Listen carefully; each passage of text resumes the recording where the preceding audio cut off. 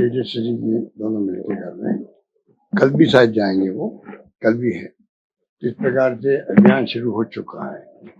वैसे जब हमने तेजस्वी का नाम घोषित किया था, तमाम राजनीतिक पार्टियों ने मिलकर के जो महागठबंधन में है, तब से ही एक प्रकार से अभियान शुरू हो गया था, उस दिन से। और तेजस्वी जी भी बराबर दौरे कर रहे हैं। हमारी पार्टी जो नेता लोग हैं वो तमाम लगे हुए हैं, ऑब्जर्वर अच्छा काम कर रहे हैं।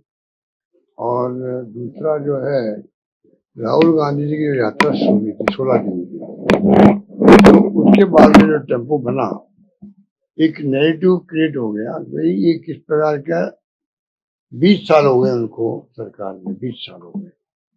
और नीतीश कुमार जी ने कई पार्टियां बदलते गए, अलायंस करते गए, बनते बिगड़ते गए। उनकी छवि भी अच्छी नहीं रही, खराब हुई। कहाँ तो वो मुख्य प्रधानमंत्री के उम्मीदवार थे, और कहाँ आज उनको बीजेपी वाले भी नहीं पूछ रहे हैं पूरी तरह से। बीजेपी चाहे अमित शाह जी हो, चाहे कोई नेता हो, कई तरह की बातें करते हैं कि हम तो चुनाव के बाद देखें कौन मुख्यमंत्री बने। तो कहाँ तो पीएम बन रहे थे, और कहाँ मुख्यमंत्री बनेंगे कि नहीं बनेंगे, ये स्थिति बन गई लोगों की, ठीक है ना। तो उन स्थिति में चुनाव हो रहा है।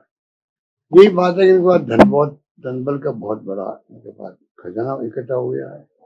खूब लूट लिया इन लोगों ने, इलेक्ट्रल बॉन्ड के माध्यम से भी, वैसे भी कोई कमी नहीं है पैसे की।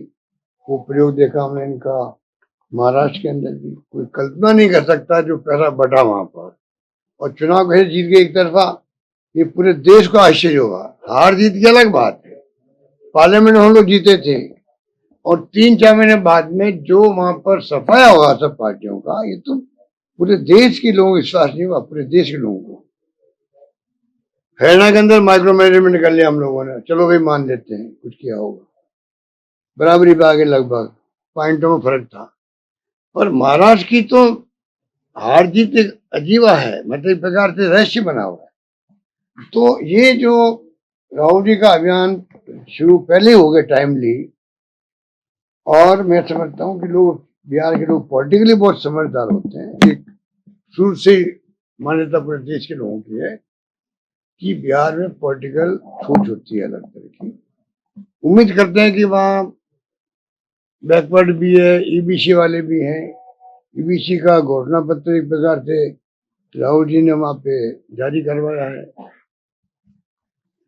और जो कुछ जातिगत जनगणना की बात पहले खुद ने बयान नहीं करी थी, राहुल गांधी जी ने दबाव दिया सरकार पे, पूरे देश के अंदर लागू होनी चाहिए, मना करते गए बीजेपी वाले, पर आखिर में उनको मानना पड़ा, और कैबिनेट का निर्णय हुआ दिल्ली के अंदर, हम जातिगत जनगणना कराएंगे। ये राहुल जी की बहुत बड़ी विजय है। ये भी बिहार वासियों को मालूम है कि राहुल गांधी के कारण से पूरे मुल्क में जातिगत जनगणना अब प्रॉपर होगी, क्योंकि उनकी जातिगत जनगणना हुई थी बिहार की, उसको तो लोगों ने चैलेंज कर दिया सुप्रीम कोर्ट के अंदर। निर्णय हाई कोर्ट के, सुप्रीम कोर्ट आते गए, वो लागू नहीं कर पा रहे थे। और सरकार डबल इंजन की है, तब भी वो ये सब चलता रहा। अब तो राहुल जी के दबाव से जो मोदी जी की गवर्नमेंट ने जो फैसला किया कि हमें करवाएंगे, ये बहुत बड़ी विजय उनकी है।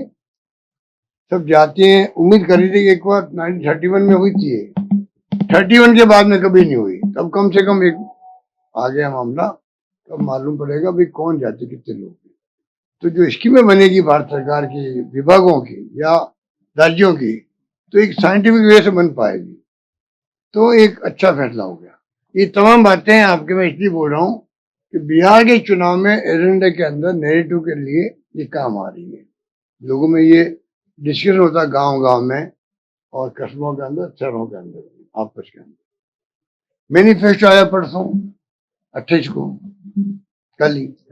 मैनिफेस्टो भी जो है 25 लाख का बीमा उन्होंने कर दिया जो अपने यहाँ पर था। सबसे पॉपुलर स्कीम राजस्थान की ये रही है कि हर घर में इलाज फ्री हो गया, दवाएं फ्री, टेस्ट फ्री, और इलाज ऑपरेशन फ्री। ये बहुत बड़ा निर्णय किया बिहार के मैनिफेस्टो में, महागठबंधन ने किया है।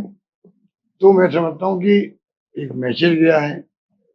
फिर जो और भी जो बिजली को लेके, पानी को लेके, नौकरी को लेके जो वादे किए गए मैनिफेस्टो में, एक 35 साल का नौजवान जो है, जिस प्रकार राहुल गांधी जी के साथ में दौरे किए वहां पर, और अब जो है राहुल जी के दौरे के बाद में उसने जिस प्रकार से मैनिफेस्टो में अपनी भागीदारी निभाई हुई है, तो राहुल गांधी की जो भावना थी, पब्लिक क्या सोचती है उसके अकॉर्डिंग टू आप ये मैनिफेस्टो बनाओ, पब्लिक को पूछ के बनाओ।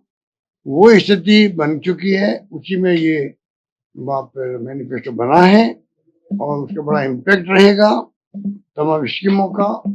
और तेजस्वी जी का मैंने कल सुना मैनिफेस्टो के बारे में भी डिस्कशन में देखा मैंने कि उनको पूरी 2 बार डिप्टी सीएम रहे हैं, पूरी नॉलेज है उनको स्टेट की, तमाम आंकड़े उनके सामने हैं, साथ में है।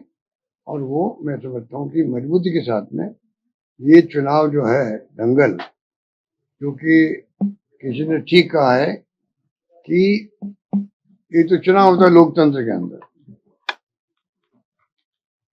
और ये युद्ध होता है, तो चुनाव में लोकतंत्र में तो नॉन वायलेंस होता है, क्योंकि डेमोक्रेसी है, कोई जीतो कोई हारो। और जब दंगल होता है,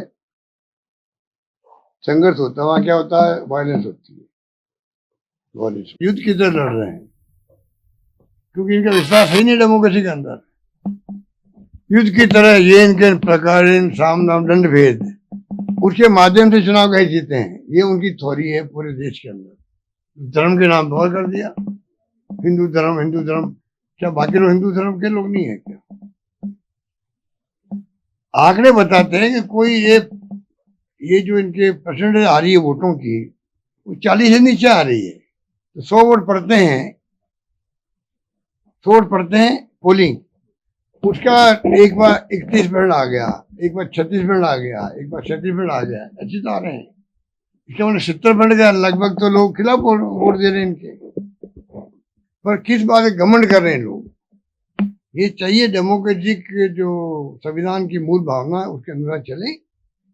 और जो हालात बन गए देश में अहम घमंड के कारण से लोग बहुत चिंतित हैं, लोग जेलों में जा रहे हैं बेचारे। आलोचना करना तो देश थोड़ी हो गया यहाँ पर देश के अंदर। जब डेमोक्रेसी का तो मुख्य भाग है नॉन वायलेंस और सबको साथ लेके चलने वाली बात है। आलोचना को सुनने का मादा होना चाहिए, वो इनमें नहीं है। ये तमाम बातें जो है ये बिहार चुनाव में नेगेटिव बनेगा हमारा, ये मैं कहता हूँ। महागठबंधन का सर अच्छा एक राइज हुआ है पिछले कुछ दिनों में, अच्छा नेट टू नेट फाइट में अब लोग कह रहे हैं कि नेट टू नेट फाइट है। मैंने कहा ना आपको कि इस बार चुनाव जीतना हमारे लिए बहुत जरूरी नहीं, देश के लिए जरूरी। और ये चुनाव खाली बिहार का नहीं हो रहा है, इस प्रकार से देश में मैसेज देने का चुनाव है कि हरियाणा के अंदर क्या हुआ, दिल्ली में क्या हुआ और महाराष्ट्र में क्या हुआ। और इनको घमंड आ गया, तो घमंड अगर रहता है, अहम घमंड रहता है, तो डेमोक्रेसी के अंदर वो उचित नहीं है।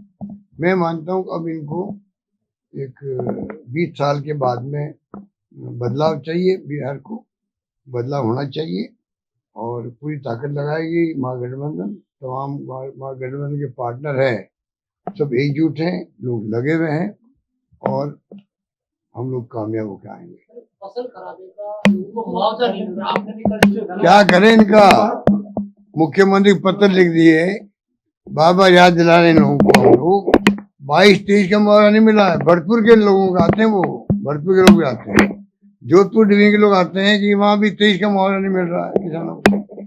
आज 25 चल रहा है, तो आप कल्पना कीजिए कि अब फिर बरसात हो गई है, तो नुकसान जो हो रहा है इनको अर्जेंटली गिरदावरी करा के आउट ऑफ वे बात करके, आउट ऑफ बॉक्स बात करके इनको चाहिए मुआवजे का प्रबंधन करे और मुआवजा फसलों का दे। किसान अगली फसल कैसे बोएगा? उनके पास तो इतने साधन होते हैं, क्योंकि जो मोदी जी ने कहा था डबल इनकम कर देंगे, वो तो नाम ले नहीं रहे हैं, ना डबल इनकम हुई है। जब डबल इनकम हुई नहीं तो बेचारे परेशान है लोग। उनको चाहिए कि किस प्रकार से टाइमली मुआवजा दें, ये मेरी मांग है।